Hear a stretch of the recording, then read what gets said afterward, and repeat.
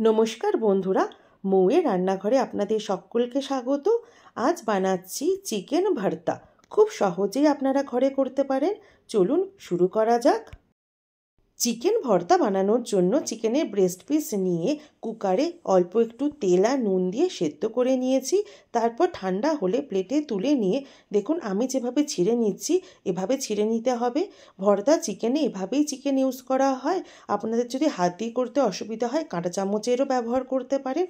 এইটা দেখতেও ভালো লাগে আর ভর্তা এভাবেই তৈরি হয়। এবার একটা জায়গায় গরম জল বসিয়ে দিয়ে 4টে পেঁয়াজ আমি দেখুন সেদ্ধ করতে বসিয়ে দিয়েছি। এবার এটা মিক্সির জারে নিয়ে একটা স্মুথ পেস্ট বানিয়ে নিলাম।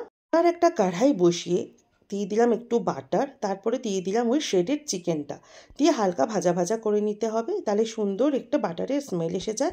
চিকেনটা তুলে নিয়ে দিয়ে দিলাম রিফাইন অয়েল আর একটু বাটার, দিয়ে দিলাম তাতে 2টো শুকনো লঙ্কা, তারপরে দিয়ে দিলাম 2 চামচ আদা রসুনের পেস্ট, দিয়ে তার মধ্যে আবার মিশিয়ে দিতে হবে পেঁয়াজের যেটা পেস্ট করে রেখেছিলাম।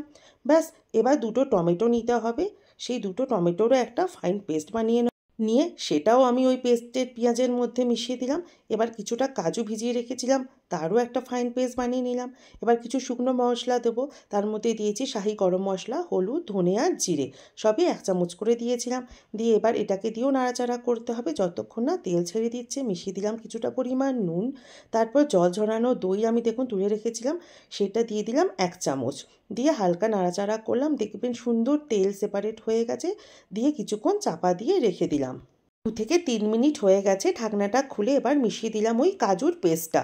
কাজুর পেস্টটা দেওয়ার সঙ্গে সঙ্গেই দেখুন কি অপূর্ব একটা কালার এসে গেছে না।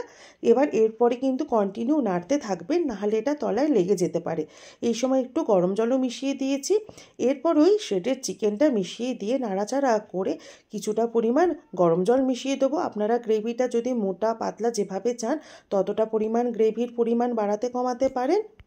1 থেকে 2 মিনিট পর দেখুন কি সুন্দর ফুটে উঠেছে। এরপর মিশিয়ে দিন ফ্রেশ ধনে পাতা, আরও সুন্দর কালার এসে গেছে না। এরপর মিশিয়ে দিন 1 চামচ বাটার আর কিছুটা পরিমাণ মালাই। ব্যাস তৈরি হয়ে গেল চিকেন ভর্তা।